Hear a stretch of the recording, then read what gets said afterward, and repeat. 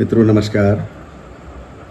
मैं अथर्वा से दूसरी पांडुलिपि वातायन की पहली कविता इतिहास जन पढ़ रहा हूँ। इसका वाचक है दीर्घतमा। यह भी एक पात्र है जो अथर्वा का सहयोगी है। उठ आई हैं हवाएं एक झटके से, किसी अनाम अनपहचानी विपत्ति सी, मानो झिझोड़ कर समय की सुनहली शाखों को इस आदिम युग का एक अध्याय लिख रही हूँ। कल्पहीन शिराओं का भूलेख, धरती का विशद जीवन हिंसक फलों को पाने को अक्षरों को कीलित कर रहा है। अथर्वा, इतिहास का नाम है जटिलता, जिसका अर्थ नहीं खुल पाता है। कभी नए ब्रह्मांडों के उद्भव सी अंतहीन घटनाएं पीछा करती हुई सो जाती हैं। निचाट सुन्न इतिहास निद्रा के उस अद्भुत समय में, जिसमें देखते देखते हजारों साल बीत जाते हैं, रह जाती हैं प्रतीक्षा में पड़ी हुई घटना कुमारियाँ। रह जाती हैं प्रतीक्षा में पड़ी हुई घटना कुमारियाँ, जमी हुई संवेदना की बर्फ में लोगों की सांस सी। डर जाता हूँ मैं अचानक, मेरी पकड़ से बाहर सरकता है मेरा समय। यह पूरा वृत्त घेरता है मुझे एकांत में, मैं टूट कर बिखर जाता हूँ। अधडूबी कराह सी दिख जाती है संस्कृतियों की अचेतन चीख। मैं तब फैल कर कान हो जाता हूँ और उसी के भीतर मेरी आंखें खोजती हुई भटकती हैं।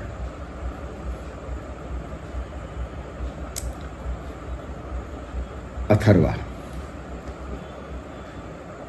कहता है, तुम भी सो जाओ अपनी भाषा के समय में, तुम भी सो जाओ अपनी भाषा के समय में।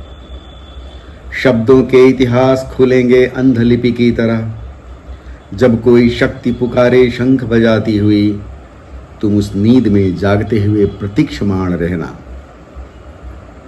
सुनते हुए हल्की फुसफुसाहट अपनी व्यंजनाओं की।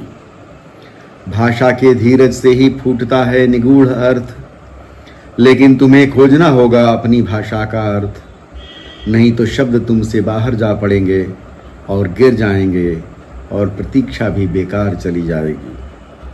तुम करो प्रतिकार इस घटना वर्त संकुल का। देखो कितनी निर्लज्जता से भागता है समय।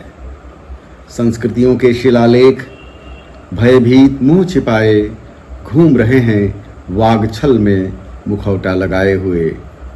किसी को तो उत्तर देना ही होगा। यह जो चीख देखी है तुमने दृश्यविहीन, वह आने वाले समय का सच होगी। मिलेंगे इतिहास के पन्नों में रोते हुए लोग, मिलेंगे इतिहास के पन्नों में रोते हुए लोग, बड़े लोग, लेकिन उनका कोई चेहरा नहीं होगा, होगा आर्तनाद ही भयंकर। दीर्घतमा कहता है, किंतु संस्कृतियों का प्रतिकरण करते करते इतिहास जन बधिर और मूक हो चले हैं। अर्थ के एकांत वियोग में हवाओं ने रुदन प्रारंभ कर दिया है। जिन वैचारिक ध्रुवांतों से गढ़ा जा रहा है यह पूरा वृत्त आदिहीन, लगता है कल्पक इसका नहीं है कोई। हाँ, कल्पक नहीं है कोई अथर्वन। आती है नींद मुझे अपने ही सृजन में।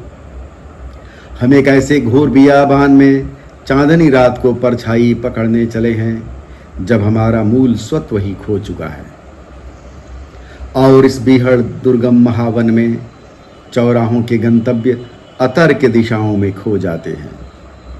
अथर्वन, इतिहास भी कैसा भयावह, समुद्र जैसा अकल्पनीय एकांत जल ढोता, चुप चुप चेतना के अंधकार में फैलता हुआ लगता है। सभ्यताओं के जहाज खड़े हैं घात लगाए इस व्यथा के घोर निर्जन में। इस व्यथा के घोर निर्जन में कोई किसी का नहीं होता। उड़ते हैं सारे पंछी इस जहाज से बाहर और खोजते हैं दिशाएं चिर परिचय की। पर पंख थके वापस वहीं लौट आते हैं हम इतिहास के मूक जन। अभी सुनी नहीं आपने अश्वारोहियों की पदचापें, रौंदने को बढ़ी आ रही हैं इधर ही, घोड़ों की टापें, घोड़ों की टापें, घोड़ों की टापें। क्या करें भाषा की नींद से अर्थ में जागे, बताओ जल्दी बताओ अब हम क्या करें। इस सारे परिदृश्य से बाहर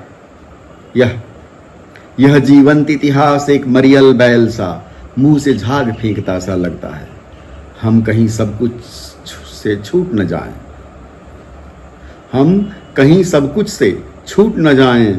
मुझे भय है अथर्वन मुंह फाड़े व्याघ्र सा यह दूसरा इतिहास हमें लील न ले कहीं। और क्या इतिहास के अभिजन प्राचीरों से घोषणा नहीं कर रहे? सुना नहीं तुमने? देखो उनके वैतालिक, देखो उनके वैतालिक। आवाज आती है, सावधान अपनी रक्षा करो स्वयं, हम भागी नहीं हैं किसी अघटनीयता के क्रम में। जाओ अपनी शरण लो, बच लो जो जहां भी बच सको। सुना नहीं तुमने? यह व्यक्तिगत मामला बन चुका, सिर्फ परकोटों और धान्यागारों को भरने के लिए ही उपयोगी हैं इतिहास जन, शरण्य हैं कलाविद, मात्र तांबे की कुल्हाड़ियां बनाने को एकमात्र बस वे ही मूल्यवान शरण्य हैं न जाने। अथर्वा कहता है, शांत एक स्वर अभी बाकी है, चाहो तो चीख कह लो। उसे देखा भी है तुमने, वह केवल बाहर ही नहीं, वह आत्म की भी दुर्दम पुकार है जो उठती ही रहती है बार बार स्वप्नावेश में। प्रतिकार करती तोड़ती है मायावी विस्मय, लगता है सब कुछ वसुधा कुटुंब यह निर्मम, लगता है सब कुछ वसुधा कुटुंब यह निर्मम। इतिहासों से नाता मत जोड़ो, क्योंकि इसकी क्रूरता तुम्हें अनंत काल तक तड़पाएगी और विषाक्त हवाओं में सांस लेते हुए तुम अचानक ही घृण्य हो जाओगे। जानते हो, करुण नहीं होती है अहंता, और यह भी कि शक्ति का पराभव विकास का पराभव नहीं होता। यह तो जागतिक निष्पादन है काल का, उसका गमन पथ ही यही है। संघर्ष की आत्मावान भूमि है श्रेयस्कर, जिस पर युद्धरत व्यक्ति अनासक्त हो जाता है, फलासक्ति से दूर उपयोज्य चैतन्य सा। किंतु अनासक्ति बारंबार विरत करती है उसे। इतिहास जन की नियति में सविनय प्रविष्ट हो, इतिहास गति को बदलती। इतिहासों का सारांश धीरे से भरता है चेतना के पात्र को। यद्यपि प्रिय कर्म का आकर्षण दिन रात ऐसे प्रतिशुद्ध इतिहास का वाहक है, किंतु प्रकृति के इस अप्रयोज्य खेल में तुम क्या हम सभी बालवत विचरते हैं। यद्यपि इतिहास स्वयं करता नहीं है, किंतु उसकी आत्मा काल की ही प्रतिभा है, उस एकीकृत काल की जिसकी प्रतिष्ठा का आयोजन स्वयं यह महाप्रकृति रचती ही रहती है। चेतना के अंतर विरोध ही लिखते हैं सही इतिहास अनजाने।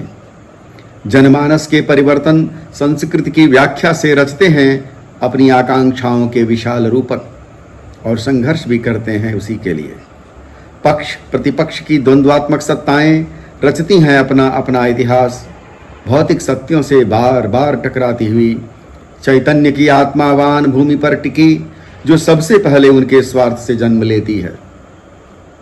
और देखो तमस, पीछे मुड़ कर देखो, जिन अश्वारोहियों की टापें सुन रहे थे तुम, गिन रहे थे तुम, वे तो इन नगरों को रौंद कर लौट चुके कब के। कब वे हमारी ही चेतना में घुल कर जा चुके। चीख बस बची रह गई है जमी हुई अंधलिपि सी, चीख बस बची रह गई है जमी हुई अंधलिपि सी। जब भी संवेदना की वत्सल पुकार लगाओगे, बेकल गायों सी भाषा तुम्हारी ओर दौड़ेगी। तुम्हें फिर भी खोजना होगा अर्थ अपनी ही निद्रा में जागकर, समझे। दीर्घतमा कहता है, जा चुके चारों ओर जल रही हैं फसलें, आसमान जल रहा, पशु अफराए भाग रहे जिधर किधर भी, विकल होकर मर्यादाहीन अतिचरण से टूट रही है यह संस्कृति भी। विकल होकर मर्यादाहीन अतिचरण से टूट रही है यह संस्कृति भी, क्या जाने हम कहाँ हैं इस महावन में। अथर्वा, भाषा तुम्हारी अनासक्ति पथ की समझ से दूर छिटक जाती है। तत्सम व्याख्यानों के जो तुम बनाते हो अरण्य, दूर जा रहते हैं वे समय के इस अनिवार्य तद्भवलोक से। उलझे निरीयताओं में, समय की झाड़ियों में फंस गई है सींग इतिहास की। उलझी निरीहताओं में, समय की झाड़ियों में फंस गई है सींग इतिहास की। इसे सुलझाने का मार्ग तो बताओ। अथर्वा, इतिहास का मर्म इतिहास में ही बंद है, लेकिन घटना चक्रों के प्रेरक बल ही छूटने का मार्ग भी बताएंगे। संकलित करनी होगी आस्था समय की, अर्थ में खोजना होगा मर्मांतक जीवन। पर सको तो जान लो, हम निष्प्रयोजन ही जीते रहते हैं।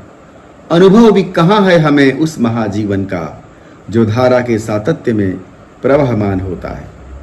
इतिहास स्वयं नहीं है धारा, यह अनेक धाराओं का एकत्र बहाव है। समुद्रवत निरंतरता का स्खलन जो काल की छाती से प्रतिक्षण होता है, न वह प्रेम है और न ही मुक्ति अपने स्मृत प्रसारशील अतीत से। न वह प्रेम है और न ही मुक्ति अपने स्मृत प्रसारशील अतीत से। हम चाहें या न चाहें, माने या न माने, हम भी उस धारा की एक व्यक्त बूंद हैं। प्रवाह को आकुल करने हम गिर ही पड़ते हैं, किसी क्षण पक्ष प्रतिपक्ष बनकर। तटस्थता यद्यपि कोई शब्द नहीं है, तटस्थता यद्यपि कोई शब्द नहीं है, मात्र यह वंचना है वंचना।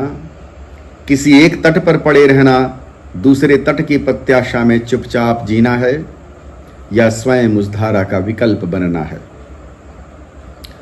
यह होने ही लगता है अपने आप, दबाव जिसका फैलता है चेतना पर अचानक। हम इतिहासों के अणु हैं, होते ही हैं सामान्यतः। और यदि कहो कि बदलने का क्रम भी इतिहास में गड्ढमड्ढ हो जाया करता है, और इतिहास का पहिया कभी घूमने लगता है प्रतिक्रमण करता, तो उसे भी जान लो, वह भी महाकाल की ही गति है। उसका विचक्षण विभव है, मानवीकरण होता है कभी कभी उसका सहसा। इतिहास को चुनौती देने वाली प्रतिभा, वह भी इतिहास के भीतर से निकलती है, पर प्रतिज्ञा भिन्न होती है उसकी। वह है प्रज्ञावान व्यक्ति की जीवंत ऊर्जस्वित मनस्वी साधना, किंतु जिसके प्रत्येक ऊर्ध्व संकल्प में महाकाल स्वयं ही नियंता होता है। यद्यपि वह इतिहास का ही वैभव है महत्तम, किंतु स्वयं इतिहास उसे नहीं जानता। वह है ब्रह्मांड की नाभि को बदलने वाला, किंतु वह समांतर कल्पक मात्र व्यक्ति नहीं होता है। वह युग पुरुष उस संधि पर अवतरित होता है जब इतिहास जाने अनजाने अपनी आत्मा का संवीक्षण करता है और देख ले पाता है सामाजिक सत्ताओं के अंतर विरोध। जो प्रतिक्षण चेतना को वशीकृत करती है, वहीं से उठती है प्रेरणाओं की लहर, और नवजागृत दिशाओं में बजने लगता है महाकाल का डमरू। नेपथ्य से डमरू की ध्वनि, डमट डमट डम डम, डमट डमट डम डम, डमट डमट डम डम।